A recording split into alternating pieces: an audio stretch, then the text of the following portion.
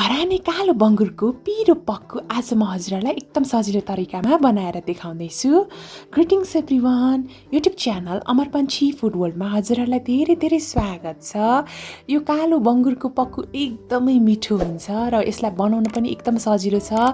यसलाई हामीले करिब 3 हप्तासम्म मजाले फ्रिजमा स्टोर गरेर राख्न सक्छौँ र त्यसको लागि मैले 500 ग्राम यसरी पोर्कलाई लिएकी छु। सुरुमा यसलाई हामी म्यारिनेट गर्नको लागि मैले नुन राखेँ।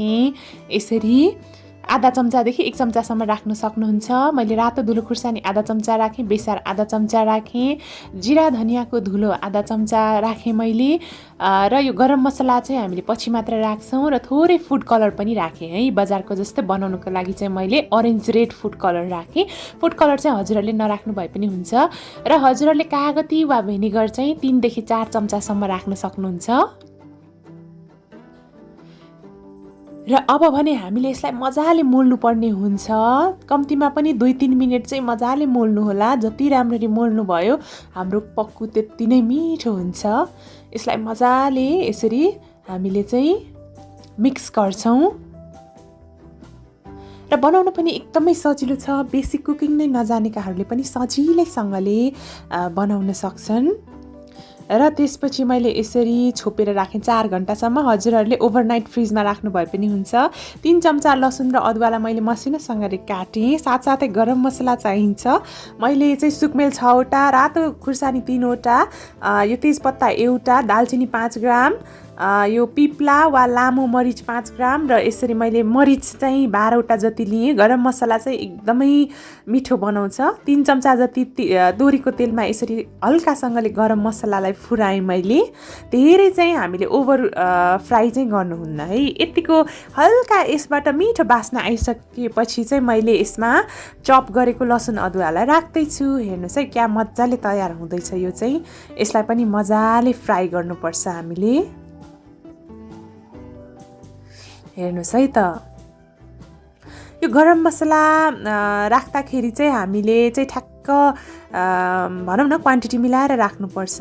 र खुर्सानी र नुन चाहिँ हजुरहरूले आफ्नो स्वादअनुसार राख्न सक्नुहुन्छ है। मैले चाहिँ 3 वटा मात्रै खुर्सानी युज गरेँ। रातो खुर्सानी पनि मैले पिरोवाला युज गरेँ कि भएर धेरै खुर्सानी युज गरिनँ। यतिको भइसकेपछि लगभग गोल्डन ब्राउन भइसकेपछि लसुन अदुवा चाहिँ यसरी मैले म्यारिनेट गरेर राखेको पोर्कलाई राख्दैछु र मजाले यसलाई फ्राई गर्नुपर्छ। र पक्कु भन्ने बित्तिकै हामीले सकेसम्म बाक्लोवाला बिँड भएको कराईमा बनायौँ भने एकदमै टेस्टी बन्छ। र मेरो कराईको बिँड पनि एकदम बाक्लो छ। हाई फ्लेममा सुरुमा 4 मिनट पकाउनु होला। यसलाई चाहिँ छोपेर पकाइराख्न जरुरी छैन। एकदमै ठुलो आँचमा सुरुमा 4 मिनट हामीले यसरी चलाइकन पकाउनुपर्छ। यसलाई डढ्न दिनु चाहिँ हुन्न है। हामीले चाहिँ ग्यास अगाडि बसेर नै मजाले यसलाई पकाउनु पर्ने हुन्छ, यताउति नगइकनै। हजुरहरूलाई मेरो channel Amar Panchhi food world मनपर्छ भने चाहिँ सब्सक्राइब गर्न नबिर्सिनु होला है। र साथसाथै मिडियम फ्लेममा यतिको 4 मिनट हाई फ्लेममा पकाइसकेपछि मिडियम फ्लेममा पनि 4 मिनट हामीले पकाउँछौँ यसलाई। र विशेष गरेर पोर्क र यो मटन भनेको अलिकति पाक्न समय लाग्छ, त्यही भएर मजाले यसलाई पकाउनुपर्छ चलाइकन। अझ हजुरहरूले यसलाई कसौडीमा पकाउनु भयो भने अझ टेस्टी बन्छ। र फेरि अर्को 4 मिनट पनि मैले सानो आँचमा वा मिडियम फ्लेममा पकाउँदैछु। एकदमै सानो आँचमा चाहिँ होइन कि ठिक्कको आँचमा पकाउँदैछु, जे होस् यो डढ्न चाहिँ भएन। र अब यतिको भइसकेपछि चाहिँ हल्का तेल निस्किन थालिसकेपछि चाहिँ यो चाहिँ पोक भएको कारणले चाहिँ धेरै तेल राखेर भुटिराख्नु पर्दैन। यतिको भइसकेपछि चाहिँ अर्को 4 मिनट लो फ्लेममा मैले यसलाई पकाउँदैछु। टोटलमा मैले 16 मिनट पकाइसकेँ र अर्को 4 मिनट पनि पकाउँदैछु। हेर्नुहोस् है, कम्तीमा पनि हामीले चाहिँ यसलाई सानो आँचमा चाहिँ हेर्नुहोस् है 4 मिनट पकाउनुपर्छ।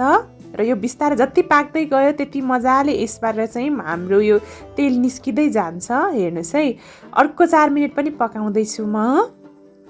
टोटलमा 20-22 मिनट मैले यसलाई पकाइसकेँ। यतिको भइसकेपछि जति सानो आँचमा राखेर पकाउनु भयो त्यति राम्रो। पुरै लगभग पाकिसकेपछि चाहिँ गरम मसला 1 चम्चा राखेर मजाले यसलाई फेरि अर्को 4 मिनट लो फ्लेममा पकाउनुपर्छ नछोपिकनै। हजुरहरूले टोटलमा आधा घण्टा जति समयमा चाहिँ यो तयार हुन्छ है त। यतिको भइसक्यो हेर्नुहोस् त।